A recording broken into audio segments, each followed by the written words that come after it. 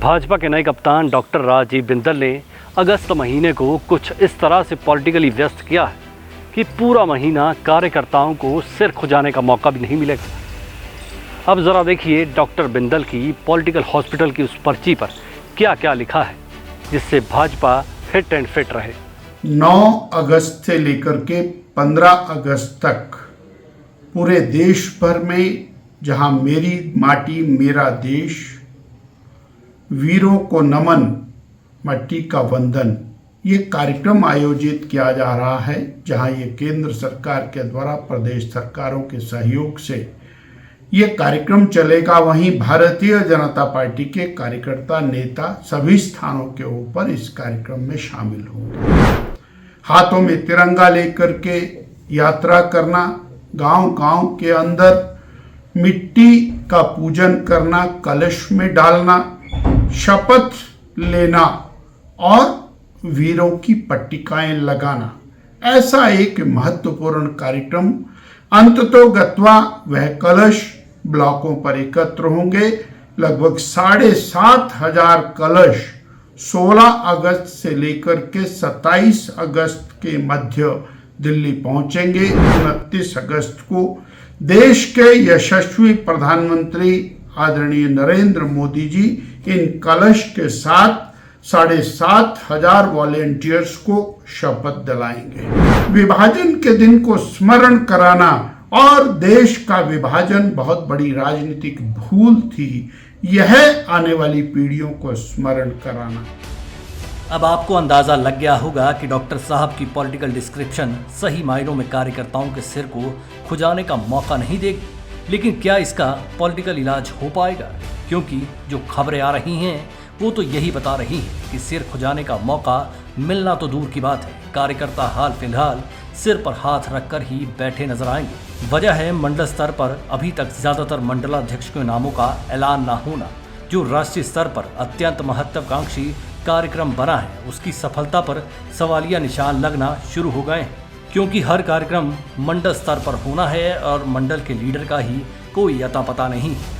ऐसे में कब मंडलाध्यक्ष के नाम तय होंगे, मंडलाध्यक्ष कब अपनी टीम बनाएंगे, इन सब पर सवालिया निशान ही लगा हुआ है। दरअसल इस मर्तबा भाजपा में कुछ ऐसा हो रहा है जो सियासी तौर पर बहुकोणीय और बहुआयामी है। किसी को इसमें भाजपा के भविष्य की सियासत नजर आ रही है तो कईयों को भविष्य की प्रदेश स्तरीय नेताओं का भविष्य भी जुड़ा हुआ नजर आ रहा है। आज से पहले भाजपा में ये रिवाज रहा है कि जिस दिन मंडलों में चुनाव होते थे उसी दिन मंडलाध्यक्षों का चयन भी हो जाया करता था। अगर किसी वजह से कोई लेट लतीफी होती थी तो मसला हिमाचल हाईकमान को भेजा जाता था, लेकिन इस बार हर तैनाती की पावर्स हिमाचल भाजपा हाईकमान ने सेंट्रलाइज्ड कर ली।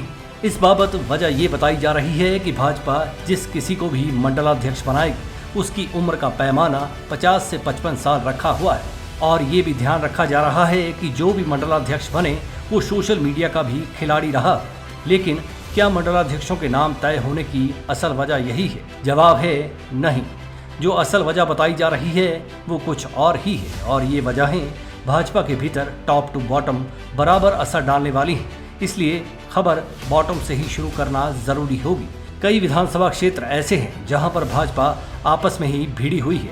उदाहरण के तौर पर ज्वाली विधानसभा क्षेत्र में मंडलाध्यक्ष की कुर्सी पर जितनी नजर भाजपा प्रत्याशी रहे संजय गुलेरिया की है, उतनी ही तीखी नजर पूर्व में भाजपा विधायक रहे अर्जुन ठाकुर की भी है। आरोप लग रहे हैं कि दोनों अपना अपना आदमी इस पद पर चाहते हैं, लेकिन जिस आदमी का नाम आ रहा है उन्हें भाजपा कद्दावर लीडर शांता कुमार का अनन्य भक्त कहा जाता है। कहा जा रहा है कि इस त्रिकोणीय जंग में ये प्रयास हो रहे हैं कि शांता कुमार के बचे हुए वर्चस्व को कांगड़ा में खत्म कर रख दिया जाए। अब आप समझ ही गए होंगे कि हमने बॉटम के लिंक टॉप से जुड़ने की बात क्यों कही थी। हमीरपुर विधानसभा क्षेत्र के भीतर भी चुनावी बैठक के दौरान तगड़ा हंगामा हो गया था। इसी तरह से कई किस्से प्रदेश के विभिन्न हिस्सों में नजर आ रहे हैं। भाजपा के लोग ही कह रहे हैं कि ये कोई छोटी मोटी मुहिम नहीं है। इस ग्रास रूट की आड़ में प्रदेश स्तर पर नेतृत्व का एक बड़ा पेड़ खड़ा करने की कवायद हो रही है, यानी एक ऐसी टीम बने जो मौजूदा नेतृत्व से अलग एक नेतृत्व का सियासी पौधारोपण कर सके। वजह गिनवाते हुए ये कहते हैं कि ऐसी क्या मुसीबत आन पड़ी थी कि कई जगहों पर 2-2, 3-3 नाम मंगवाए गए थे। आरोप तो ये भी लग रहे हैं कि उम्र और सोशल मीडिया एक्सपीरियंस के नाम पर सियासी अनुभव को ताक पर रखा जा रहा है। इस माहौल में अब संगठनात्मक प्रदेश नेतृत्व से लेकर राष्ट्रीय नेतृत्व तक कार्यकर्ताओं ने सवाल उछालना शुरू कर दिए हैं। सवाल की लंबी फहरिस्त में कुछ अहम सवाल ये हैं। जब इतना बड़ा कार्यक्रम 9 अगस्त से शुरू हो चुका है तो क्या इसे लागू करने से पहले प्रदेश नेतृत्व ने ये नहीं सोचा था कि जब जमीन पर टीम ही नहीं है तो रिजल्ट कहाँ से आएंगे? काम किन नेताओं से लिया जाएगा? जो नेता हैं उन्हें ये पता नहीं है वो कल को टीम में रहेंगे या फिर नहीं। जो अभी तक कहीं नहीं हैं उनका ये मानना है कि कल को अगर पुरानी टीम ही रिपीट कर दी जाती है तो पॉलिटिकल डिफीट की हिस्सेदारी क्यों बने। ऐसे में बीजेपी के पास बड़े बड़े नामों वाले कार्यक्रमों के लिए फील्ड में कोई बड़ी बड़ी टीम्स नजर नहीं आ रही। भाजपा हाईकमान मौजूदा दौर में प्रदेश की तरफ फोकस करने के लिए माहौल में नहीं है, क्योंकि दिल्ली में लोकसभा और राज्यसभा गरमाई हुई है। पार्टी ने व्हिप जारी किया हुआ है कि सब सदन में मौजूद रहेंगे। नड्डा भी इसी व्हिप की चपेट में है, लिहाजा लग नहीं रहा है कि जल्द कोई फैसला होगा। इस तरह के माहौल में अंत में आप वो टिप्पणी जान लीजिए जो भाजपा के एक बड़े नेता ने की। इनका कहना था कि राष्ट्रीय स्तर पर भले ही व्हिप जारी हुआ हो, लेकिन हिमाचल भाजपा तो बस फतवे ही जारी कर रही है। भाजपा प्रदेश अध्यक्ष डॉक्टर बिंदल तो ये कह रहे हैं कि ये करेंगे वो करेंगे, पर इस सवाल का जवाब शायद उनके पास भी नहीं होगा कि जब टीम ही नहीं है तो करवाएगा कौन और करेगा कौन। Manish Kaul, black and white news.